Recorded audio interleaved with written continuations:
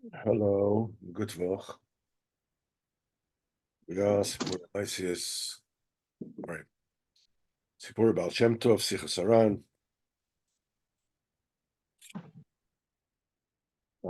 Before we get into the Maaseh from Baal Shem Kodesh, I want to actually touch on a very interesting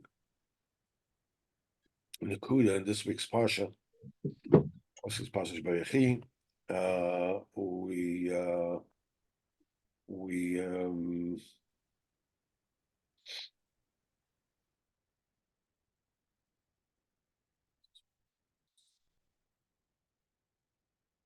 the last Parsha of Sefer Bereshis,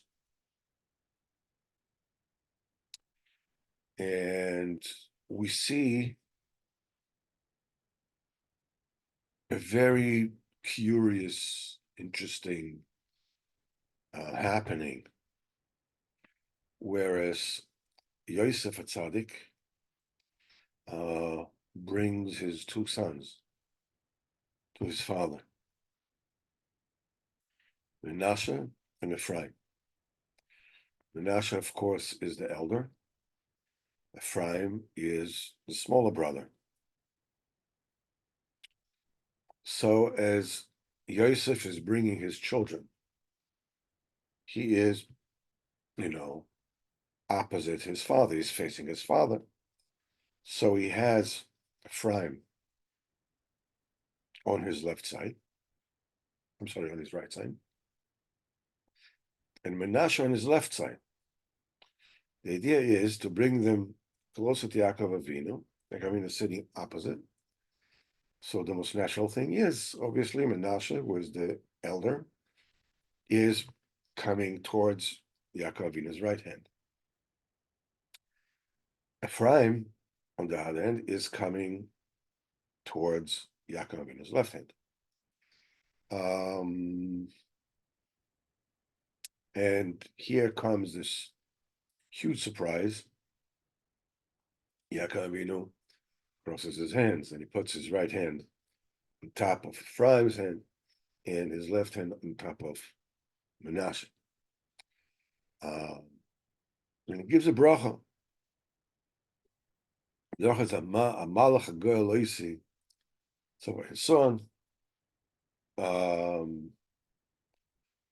Yivarech Tanari, became Em Shmi. So it's only after Yaakov Avinu finishes the bracha, Yosef, wants to move his father's hand to put his right hand on Menashe's head. But Yaakov Avinu refuses. He says, I know he's the elder, and he is also going to flourish, Baruch Hashem, but his younger brother is going to be bigger than him.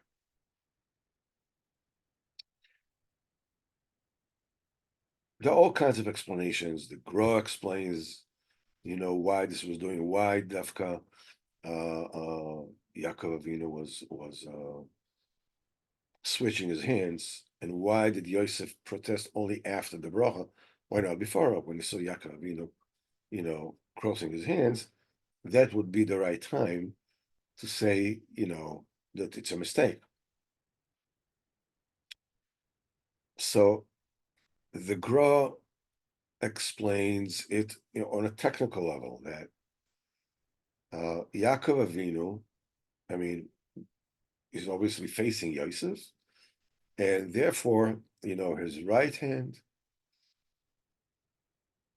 supposedly should be on Menashe, and his left hand is supposed to be on Ephraim. So Yosef arranges everything milchatchila that Ephraim is on his own right hand. In other words, the left of Yaakov, his left for the right of Yaakov. Everything is fine.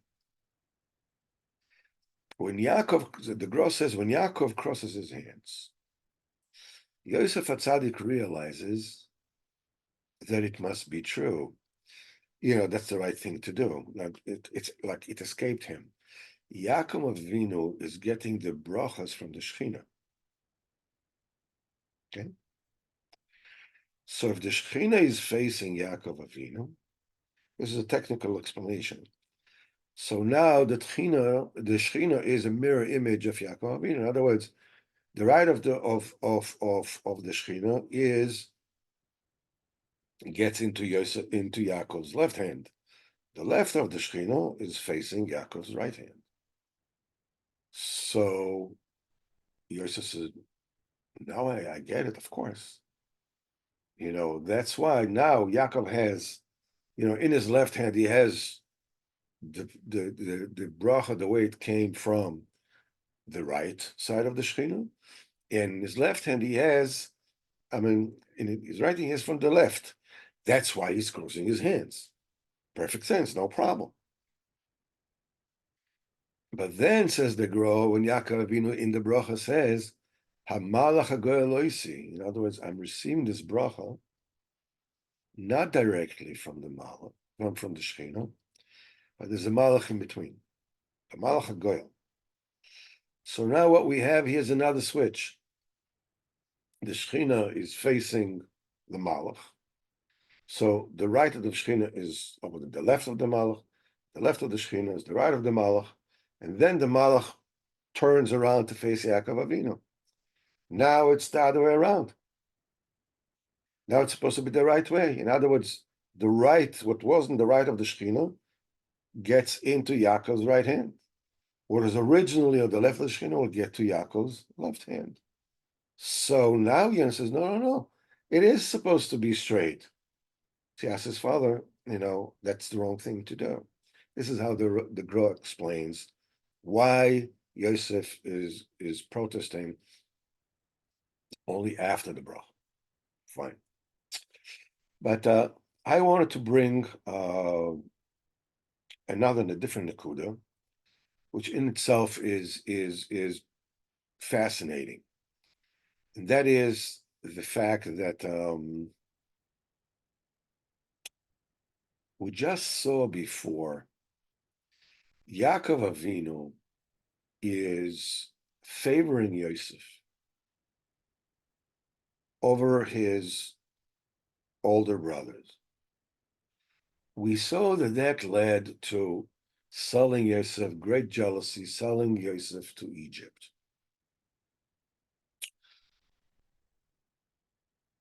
And here he's doing it again. Now he is going to make Manasseh, who is the elder, be jealous of Ephraim, who is the smaller brother. Wasn't once enough? That's a question. But when you take a look at it, you can see that this is a culmination of a whole number of switches. Before the switch of Ephraim and Manasseh was the Bechor, Yaakov Avinu puts him in the second. In other words, no, the smaller one is the Bechor.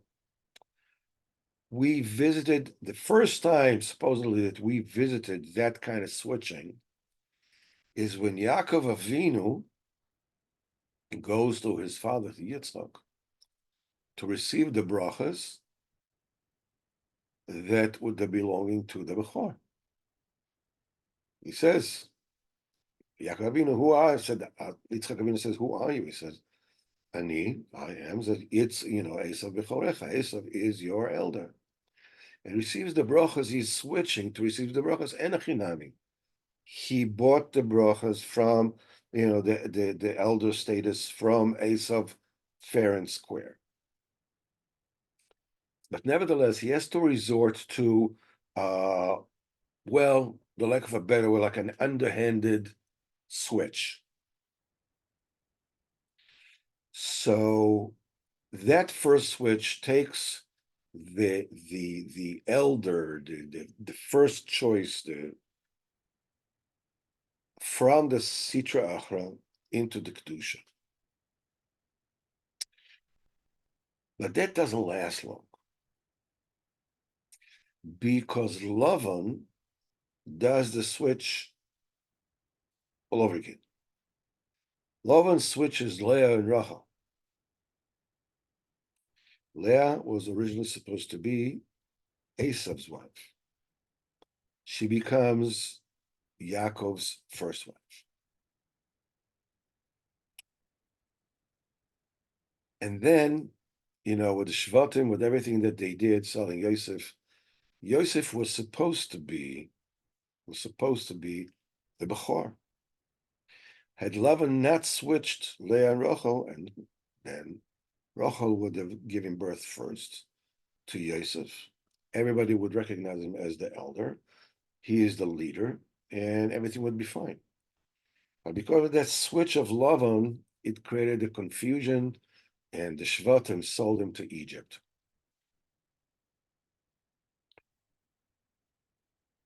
So supposedly, now Yaakov Avinu is re-switching again.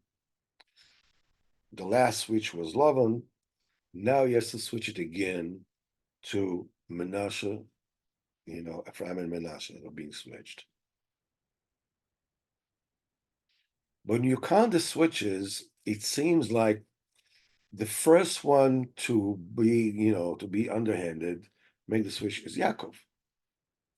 Then Lavan makes a rebuttal.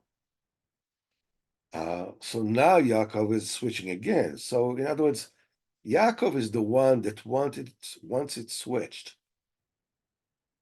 it's not the right order. Lavan says, that's not the right order to give the younger before the older. Why does Yaakov do that? So Nosson has a very, deep istaklos on what we sing in the God of Chadigadia. We see that everybody, father bought, the kid, the trezuzi, and then comes the cat and eats the kid. Comes the dog that bites the cat. Comes the stick that hits the dog. Comes the fire that burns the stick. Comes the water that that puts out the water. That puts out the fire. Comes the steer that drinks the water. Comes the shechet that shechts the steer. And Malachamav shechts the shechet. And then comes the Kodesh Baruch Hu and shechts the Malachamav.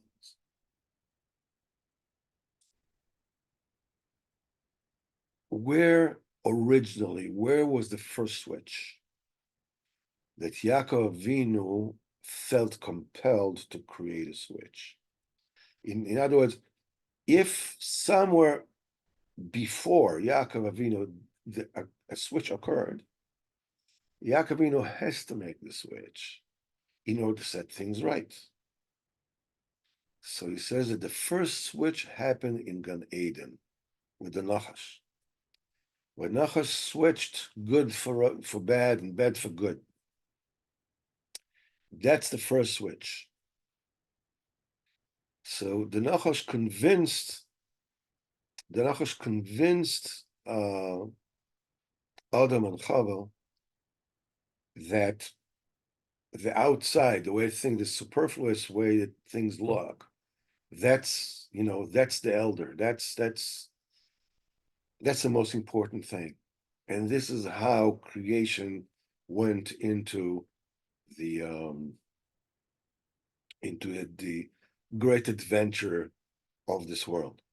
Now, so the great adventure of this world starts when the right is left and the left is right. What is right is considered wrong, and what is wrong is considered right.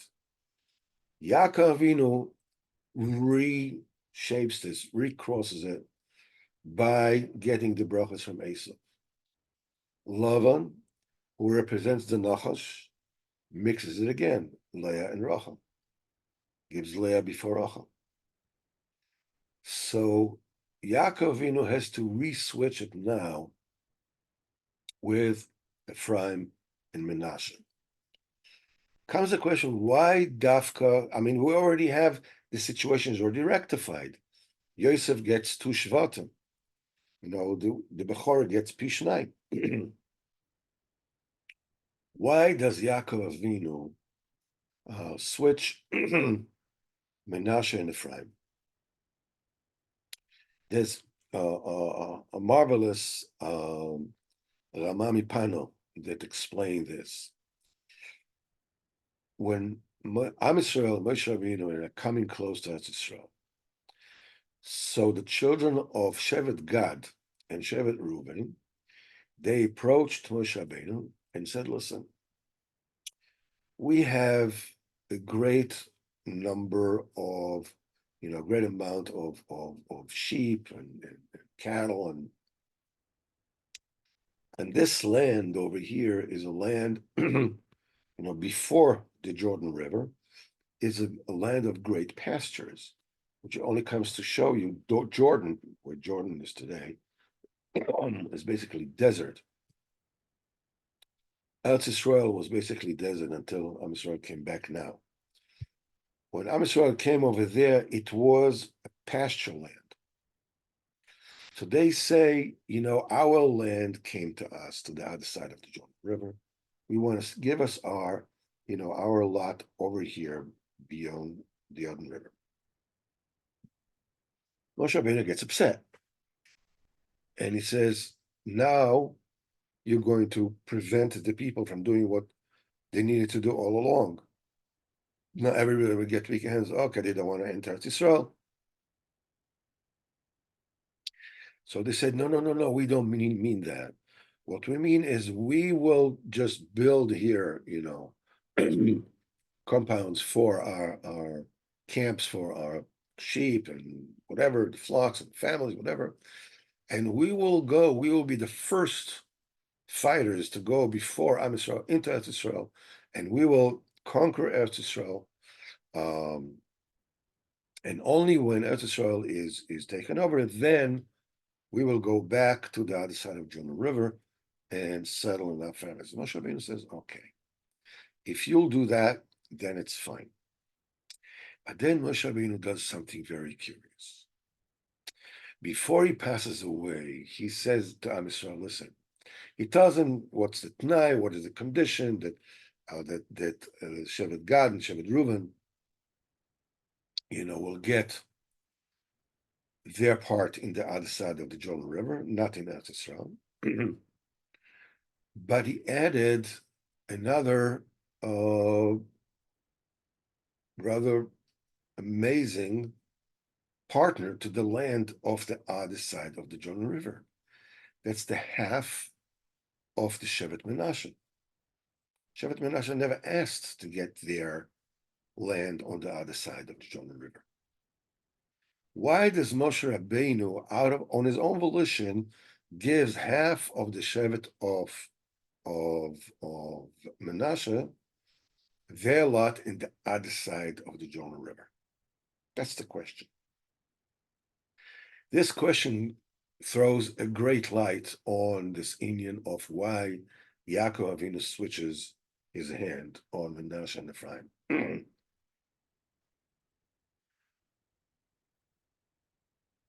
The kedusha of Ever Yarden before they cross the Yarden River is obviously less than the kedusha of Eretz Yisrael. Now, there is a very slight but definite defect in the lineage of Reuven and Gad. Reuven was the son of Leah. He was her elder.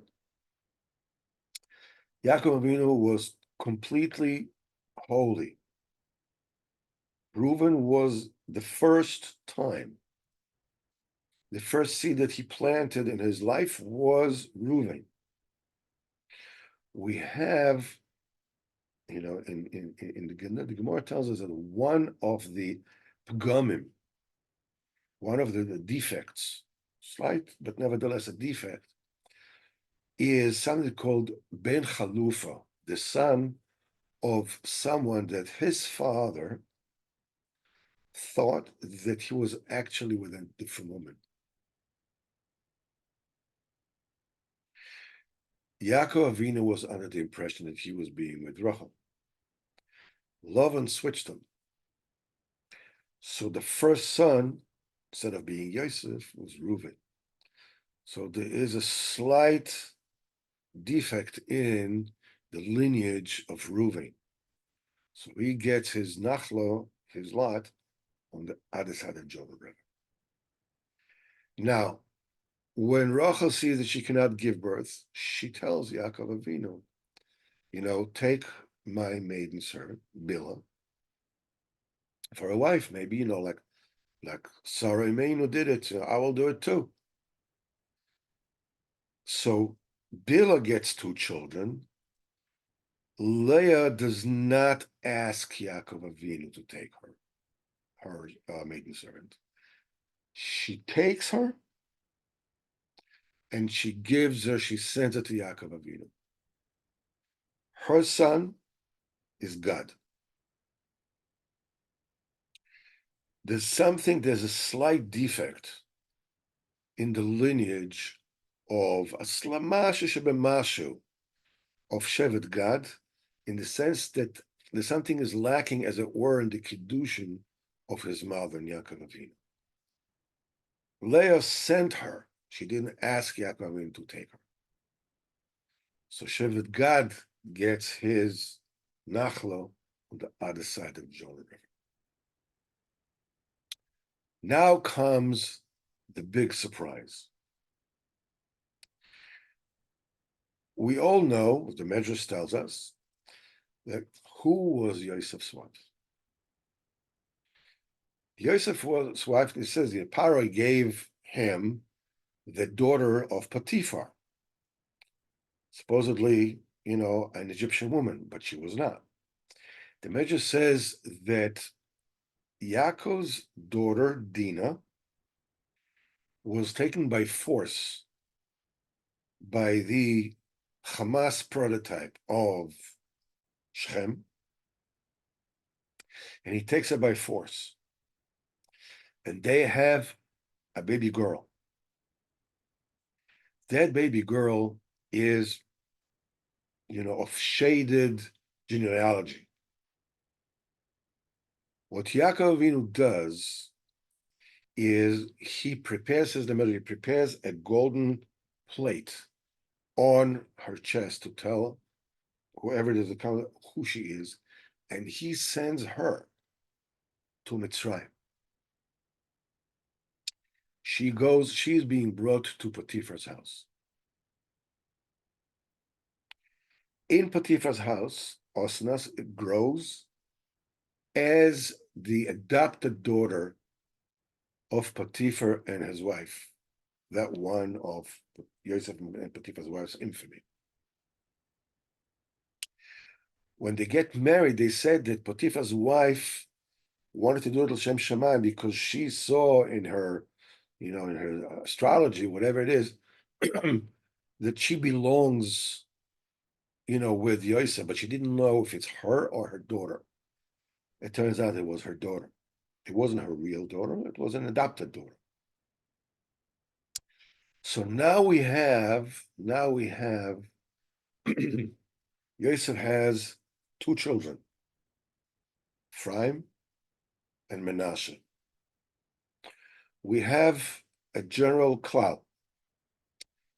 When a woman is experiencing first, then she gives birth to a boy.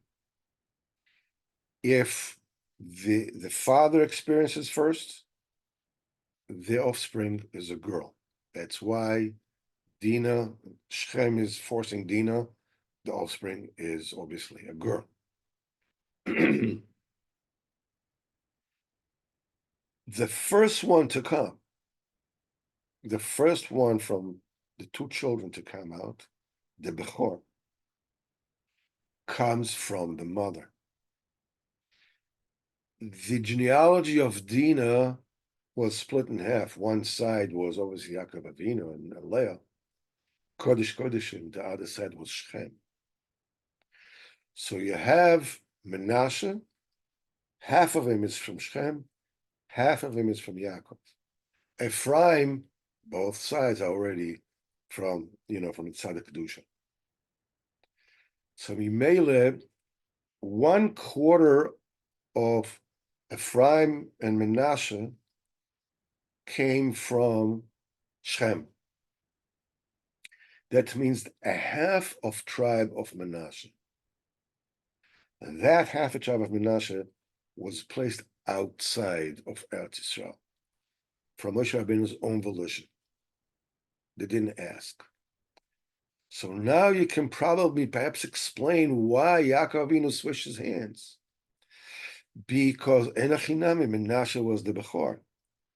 But Menashe held within him half of his lineage was the seed of Shem. And that's why perhaps the Bechorah was given to Ephraim. Derech Efsher. So let us continue, B'ezrat Hashem. I want to get a shorter story because I took so much of your time.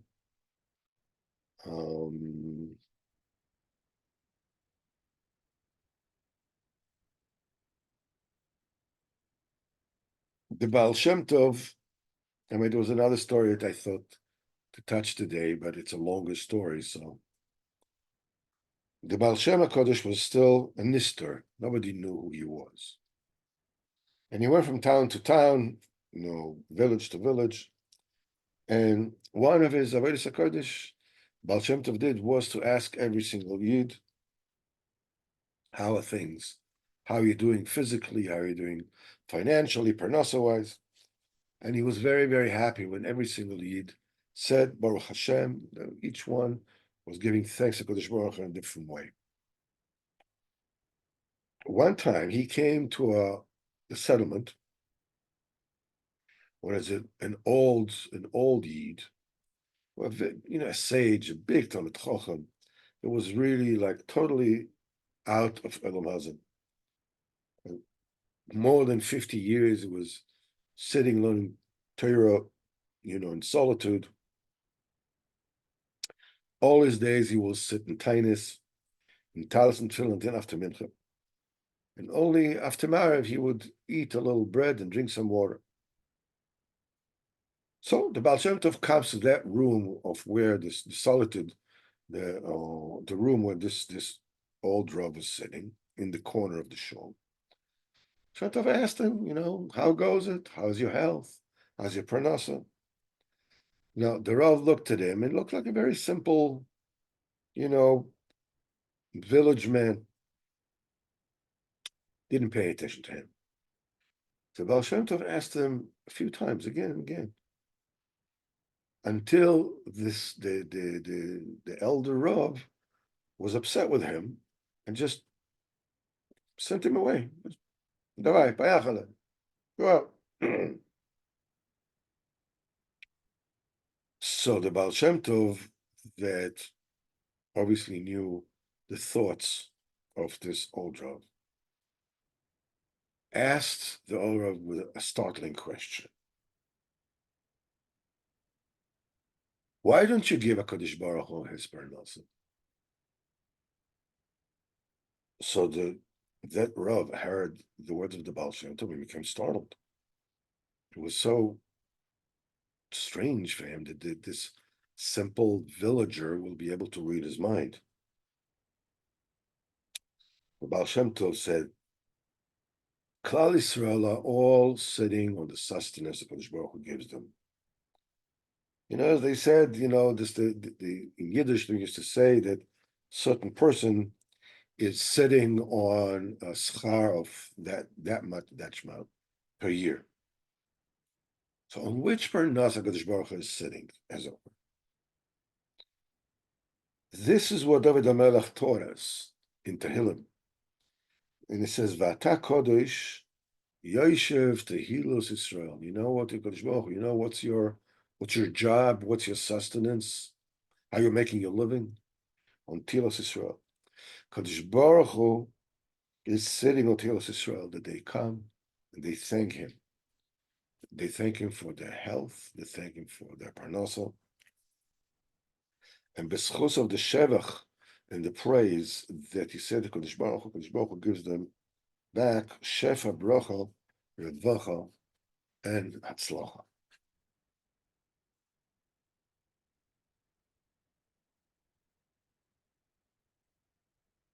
You know, Kodesh Baruch Hu doesn't need our praises. Not at all. I mean, it's like, it's not even a close comparison, but it's like saying that, a kid would go to, I don't know, Einstein, whatever it is, and say like, wow, I heard that you know the ABC by heart. That's amazing. Wow. What intellect. It's not a compliment, obviously. I mean, to say this to Einstein is an insult. What's his schwach that he knows that A, B, C, D, E, F, G, Y. You know the whole thing from beginning to end. You can count from 1 to 10, maybe to 15. You can do it. Wow, amazing! It's an insult. Any kind of shevach that we give Hakadosh Baruch Hu is an insult. I mean, it's like it's an unbelievable effrontery to praise Hakadosh Baruch Hu. But Hakadosh Baruch Hu allows it to us because it is through praising Him that we are creating a keli in this world for the Kodesh Baruch Hu to reside within the Bria. Kodesh Baruch Hu outside the Bria is Ad Ein Sof. There's no end to the grace of Kodesh Baruch Hu. But in order to bring the Kodesh Baruch Hu here, to bring the Shechina here, it is something that we are creating, as the Baal HaTanya says, La'asois Loi, LaKadosh Baruch Hu Dira B'Tachtoni, to make the Kodesh Baruch Hu a dwelling in the lower realms of creation here. This is being done by us recognizing HaKadosh Baruch, recognizing who it is we're talking about. And by this Shevach V'Yodah, we are creating a Keli so HaKadosh Baruch Hu and give us Shevach. That's all HaKadosh Baruch Hu wants to do. He just wants to give us. But we are creating the wallet for HaKadosh Baruch Hu to put the parnasa, to put the health in through the Shevach Amidah, because that is the ultimate good. One of the important things that we need to understand about this, and we spoke about it on Thursday night, was that I don't want to get into the whole halach of this thing. We've spent a long time learning Torah, Yud Beis Chelek Beis Nekudas Tevis in Sichos Haran. Reb Nosson in Hilchos Hashkamas Shachar Halacha Aleph, the very first one, is on this, and he said, "What is this Nekuda Torah? What is this something which is so meaningful?" He says, because the Nekuda of good is a Kodesh Baruch Hu himself. When you look at it, you're saying like, so I mean, it has nothing to do with me. I didn't do anything for that. It's a Kodesh Baruch Hu. What's to do with me? The Nekuda is you can find yourself in a place where you don't feel like davening, you don't feel like learning. Nobody else knows what's going on in your own head.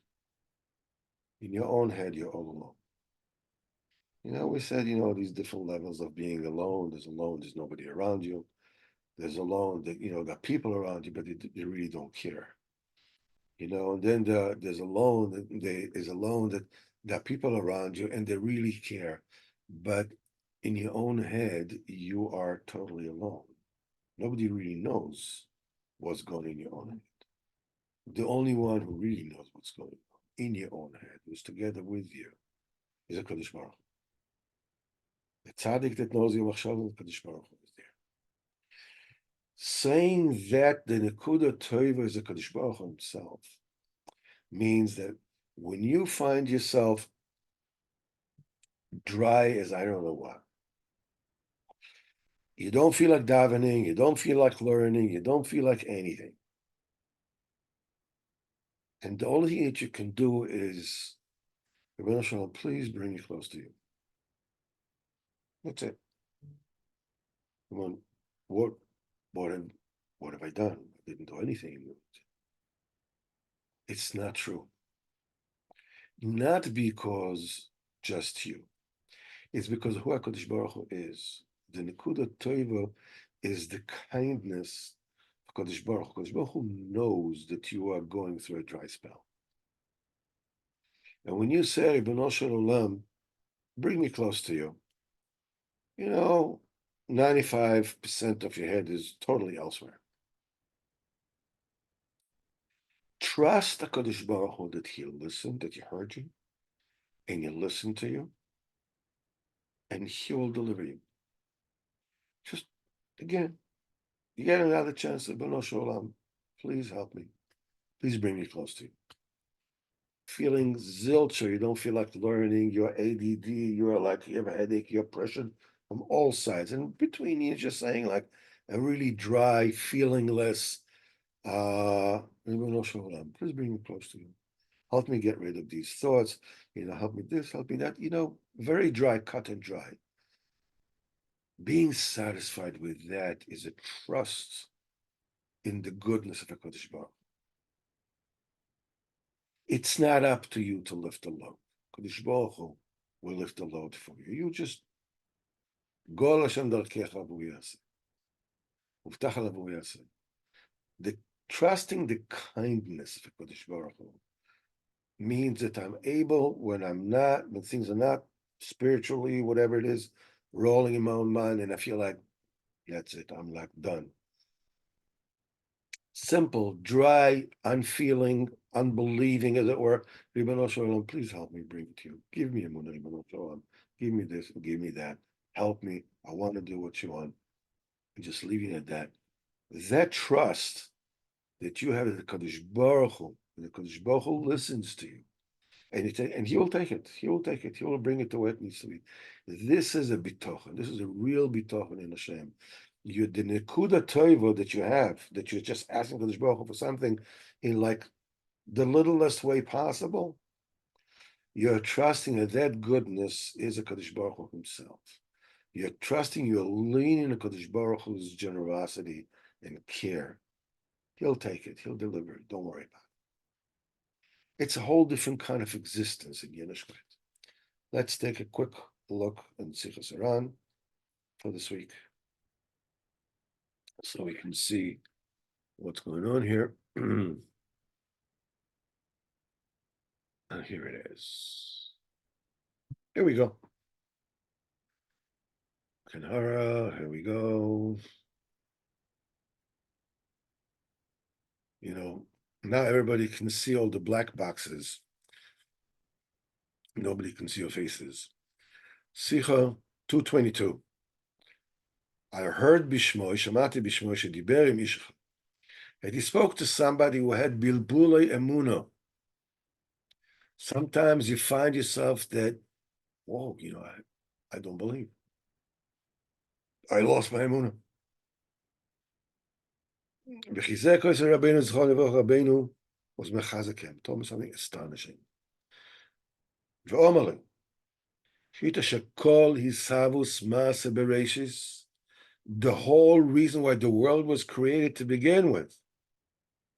היה רק בשביל מה שצרפה השם יזברך, שיהיו אנשים שיהיה להם ייסורים בעניין האמונה הקדושה. Kadosh Baruch Hu saw there'll be people that have big yisurim about the emunah. I don't know what to do with the emunah. I don't know what's going to be. Suddenly, there's a October 7th or this and that, and I don't know what's going to be, and this and that, and all kinds of bilbulei emunah.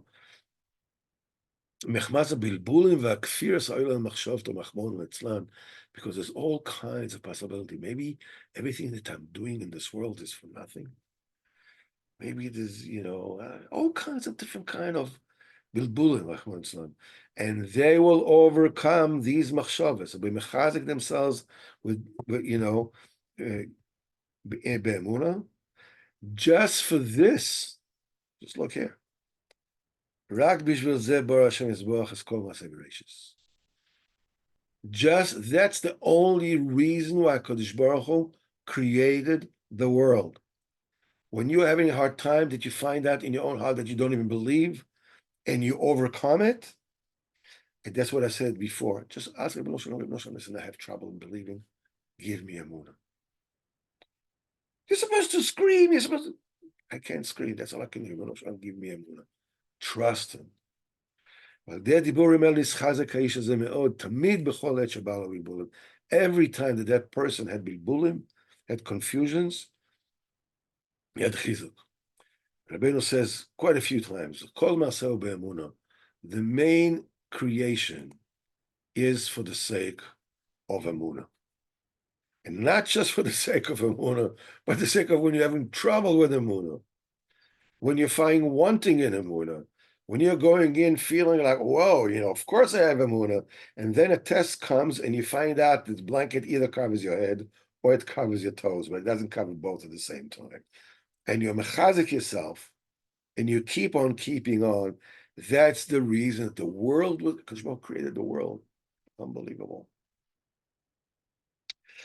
Bezat Hashem, we are all stepping into a new week, a new Sefer. Shovim starts. Shovim is a great time, for tikkunim gdolim and the Bris Kodesh. Bezat Hashem, Kadosh Baruch Hu, b'mezakeas. B'sus Rabbeinu HaKodesh, and b'sus of all the tzaddikim, with Geula Shlema, B'Proteus, B'Klolius, that all our enemies from within, the Klipas Amalek, and from without, the Klipas Ishmael, will be Bezat Hashem defeated, and Bezat Hashem will be zoche to see Bezat Hashem Bias Mashiach, Bezat Hashem, soon, Bezat Hashem. Call of next time, Monday night, Bli Neder. We're having an open forum, as it were. It was Gevaldik last week. Bezat Hashem, hopefully, we just as Gevaldik this week. Shkoyach.